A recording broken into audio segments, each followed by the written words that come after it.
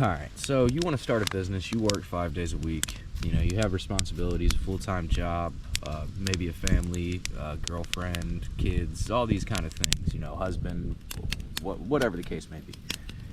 And, your family, they've grown accustomed to the finer things in life. You've done well, you've provided for them, and now they're used to having food and, things like electricity. So you can't just quit your job. That's not going to work.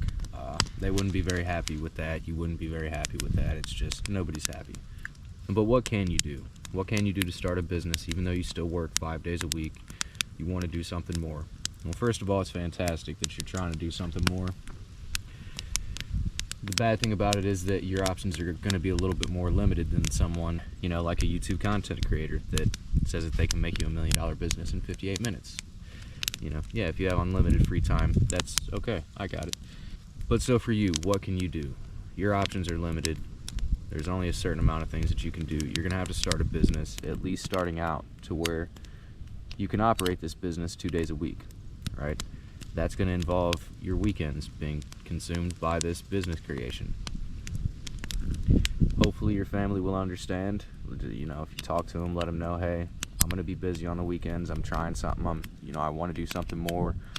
If you talk to them about it, they'll probably get it, right?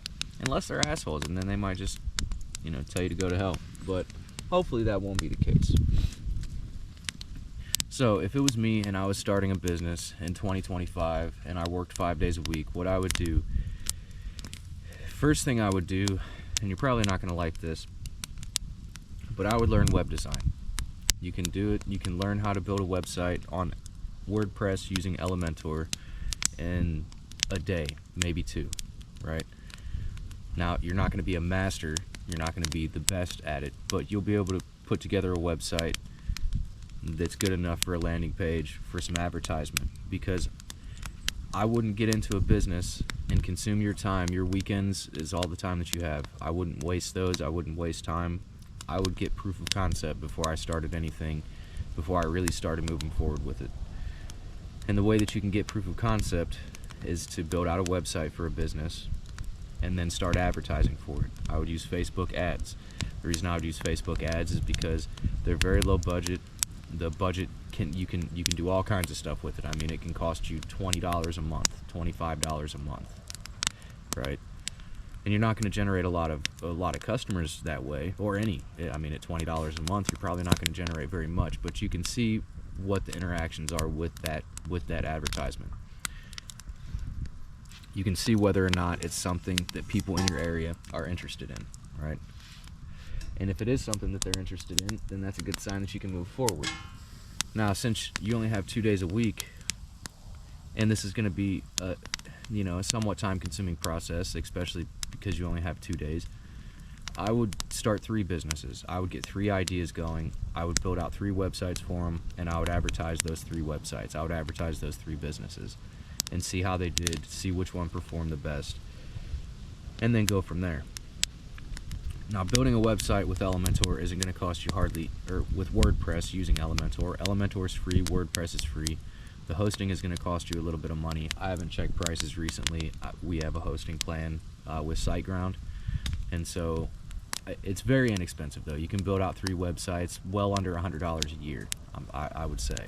And so for under $100 a year and a little bit of time, you have 3 websites. Now, one thing that you do want to remember is whichever website doesn't work out, whichever business doesn't work out, maybe all 3 of them don't work out, and you try 3 more and just figure out which is gonna work best. But remember to delete those websites and cancel those subscriptions. That way you don't get charged again after that year is up. But other than that, I mean, you'll have 3 websites. You'll have them for a year. You can play around with it and see exactly what works. I just did a video that nobody's watched. Nobody's probably gonna watch this one, but whatever. I'm here for it. I'm in the woods, about to cook some soup and drinking beer, so whatever. But I just did a video about the 5 best businesses that I think that you could start in 2025. And these are all very low-cost, service-based businesses that don't require a whole lot of specific knowledge in any particular field, right? The businesses were mobile car detailing, Roof Saver application, which you'll do extremely well with. I would go with Roof Saver, at least include that. Try that out. I'm telling you, Roof Saver can make do it. Just try it. But the mobile car detailing, Roof Saver, pressure washing, a handyman, and property management group, right? Those are the businesses that I suggested. I'm going to tell you right now, I own a business. I own a small business that does Roof Saver application, and it is going crazy. I know another guy in Southern Ohio. The reason I started my Roof Saver business is because I know a guy in Southern Ohio that's outside of my service area. I'm not stepping on his toes here. He's doing $1 million a year gross. I don't know what, he said $1 million. I didn't really dig into that. But, him and his family just bought a new house. Like, it's going crazy for them. It's going crazy for him. It's really doing extremely well. And I know that I started my Roof Saver company in late winter 2023, getting into 2024 is when we actually kind of launched it. But throughout 2024, we was booked up solid nonstop. Right now, I actually checked my schedule this morning, and we're booked up. And we're booked up pretty much into the end of August. We might actually be booked up through August at this point. So, that's a very cool thing, and not a lot of people are doing it. If you go for that, I'm pretty confident that you'll do well. I think that my company will hit 7 figures. I think that I'll do $1 million this year gross. That is gross, and I'm not doing any of it. I have a couple crews of guys that go around and do it. So I'm not making $1 million on that, but I think that we'll sell $1 million in jobs. Now, between the guys, the trucks, we have 2 trucks and 4 guys. So, after they're paid, the trucks are paid for, all of that kind of stuff. I don't know what that's going to look like at the end of the year, but it'll be substantial. I wouldn't be surprised if me not even touching it, if I made $200,000 at the end of the year. If I make $200,000 at the end of the year, I'm giving those guys $15,000 bonuses, I'll tell you that, or $20,000 bonuses or something. I don't know. I'm going to hook them up, though, because I'm not touching it. But either way, I think that you could do well with that. That's a really good one. And I've never seen anybody else talk about it. I didn't know anything about it until my buddy in Southern Ohio told me about it, and he said, "Man, you got to get into it. Just get into it. Just try it out." I'm telling you. And it's been crazy. It's been absolutely crazy. Next year, I'll have 5 crews or better.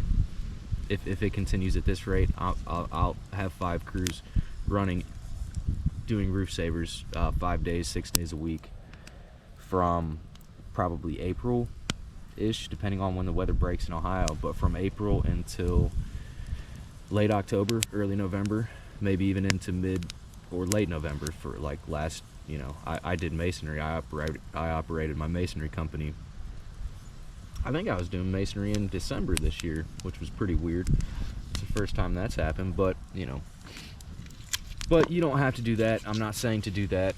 If you have businesses that you're specifically looking at getting into, my recommendation is more going to be to get proof of concept before you get into it. And that's kind of what I'd like to talk about a little bit more. Than the business idea itself, because I don't know you. Maybe you're afraid of heights, right? If Roof Saver, the thing about Roof Saver is you have to get on a ladder. It's pretty difficult to do it without getting on a ladder. So maybe that won't work for you at all. But there's endless businesses, especially in the service area. Service and trades, I think, is going to do well. It's always done well. Trades have always done well. Even working for somebody else, trades have always done well. I know masons that work with the union, and they're making $50+ an hour. Whenever they work for me on the weekends, I pay them $75 an hour. I have masons right now that I pay $75 an hour, 2 of them. And they only work every once in a while. One of them is retired, and the other one is still a union employee. $75 an hour is pretty cool for a trade, right? And I know 2 guys that own handyman services, and they send me jobs all the time, and I send them jobs all the time. We work together, not together in business, but not together in business, but I help them out, they help me out. I do the same thing with a roofing company.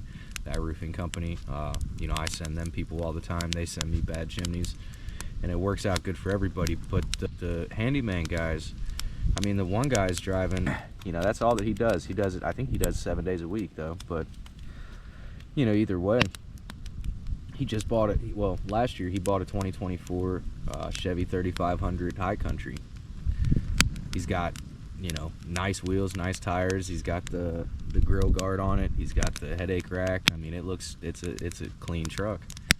It's a $100,000 truck, $110,000 truck probably with the stuff that he has on it. So he just went out and bought a $110,000 truck, working as a handyman. I drive a 450 Limited with $20,000 in stuff on it. You can make a lot of money working in trades, and I'm a mason. I own other businesses too, but my trade, if you ask me what I do for a living, I'm going to tell you I'm a mason. I own a small masonry company, a couple 1099s. That's what I do. I get into other stuff too. I own 2 antique shops, antique/resale shops, and I own the roof repair, the Roof Saver company, and then that's new though. And then I'm in the process of getting a digital marketing company together, because I've marketed small businesses for other people for a long time. I've marketed my own businesses for a long time, and I know a lot about it. Locally, not local small businesses, not international corporations. I don't know how to market them, and to be honest, I don't know how to build those. And so, if that's what you're looking for, that's fantastic, and that's a good ambition. Like, if you want a $100 million company or a $10 million company, that's good, man. And I hope that you get there. But if you're making 50 grand a year right now, you're gonna have to take some steps in the right direction first. Starting a business, and then the next year you're at 10 million. I mean, it's not impossible. Things happen, but man, that's gonna be a rough time, right? And so the way that I think about business, and the way that I think about my masonry company is a means to an end, right? The Roof Saver company I'll keep because I have other people doing it for me. I have no time really invested in it. I set up the marketing campaigns. I did all of that, and I built out the website for it, and then I got the equipment and got the guys all set up. But now my part of that is essentially done. Like, there might be other small things, paperwork, taxes, things like that. I have to pay the quarterly taxes, basic things. But for the most part, though, my time involved in that is very limited, almost non-existent. So that's a business that I'll keep for a long time, unless one of my guys gets all crazy and decides to go out and start one for himself. And then if that happens, more power to him, man. I can't say that I'd be mad at any of my guys if they went and started a Roof Saver company on their own and just did their own thing. And I would wish them all the success in the world. Not one bit of animosity or anything like that. But the thing is, a lot of people aren't really... I know a guy right now that knows damn near every trade that there is. He's worked in trades his entire life. He knows everything. 10 times what I know about trades. And I could build a house from the ground up. I'm not going to do the well and septic in particular. Like, if I'm building a house and it needs a septic system and it needs a well, I'm not touching that. I don't know anything about it. This guy even knows well and septic. It's like, man, every trade that there is, and you're not working for yourself. Like, he's a $100 an hour employee. He doesn't make $100 an hour, but with his knowledge base, his skill set, he should be. But he doesn't want to own a business. He doesn't want the responsibility. He just doesn't want to do it. And so it's not for everybody, right? Business that you start doesn't have to be your legacy. That doesn't have to be what you do forever. That doesn't have to be what, what you die doing. A lot of businesses, especially in trades, I mean, you don't want to be doing them whenever you're 60 years old.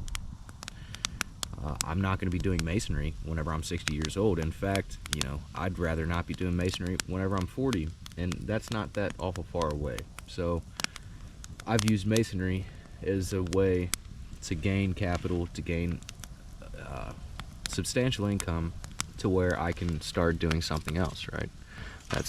Oh shit. Look at that. Look at y'all, we're starting a forest fire out here. It'll be all right. But so I'm using masonry for capital. That's why I'm doing it. That's why I continue to do it. I don't necessarily even have to at this point. I have other businesses. I know how to do a lot of things. I don't necessarily have to do masonry, but I net $250,000 to $300,000 a year just doing masonry. I've gotten into a couple niches with chimneys and historical restoration that not a lot of guys are doing, and it pays really well. And now I'm not going to be 60 years old out setting up scaffolding, 40 foot of scaffolding, trying to pull brick and mortar up a 40 foot in the air to rebuild a chimney. I'm not going to be doing it. There's no way. I know guys that do, though. I know guys that are 60, 65, 66 years old right now that are out still doing masonry, that are still getting up every day and going and building things with brick. And that's rough, man. I mean, more power to them. They're a different kind of person. It's impressive. But it sucks. It's not, they don't enjoy it. They're not doing it because they like it. They're not doing it, as a way to pass the time. They're doing it because they have to. They're doing it because they have responsibilities. So just keep that in mind whenever you're trying to start a business. You don't have to start something right now, especially if you're just getting into business and you're just wanting to do something. You're just wanting to start something. You don't have to start something that you're going to do for the rest of your life. You don't have to put a ton into it. You don't have to put a ton of money into it necessarily. I mean, it kind of depends, but you don't have to. You can start off small and start off with something just to kind of get you moving in the right direction, and just to get you some extra capital, just to get you some extra money, so that you can start that business that you want to do for the rest of your life, so that you can start that business that you can hand down to your kids, that you can employ your family with and do all kinds of cool stuff with. But doing that right off the bat, I'm not saying that it's a bad idea. I'm not saying that it's a bad thing. I'm not saying that it's a bad thought. But if you don't have that capital to play with, it makes it kind of tough. And if you don't have the time to do it, that makes it kind of tough too. Just some things to consider. Regardless, if you go hard and you go for it, you're going to be surprised at the results.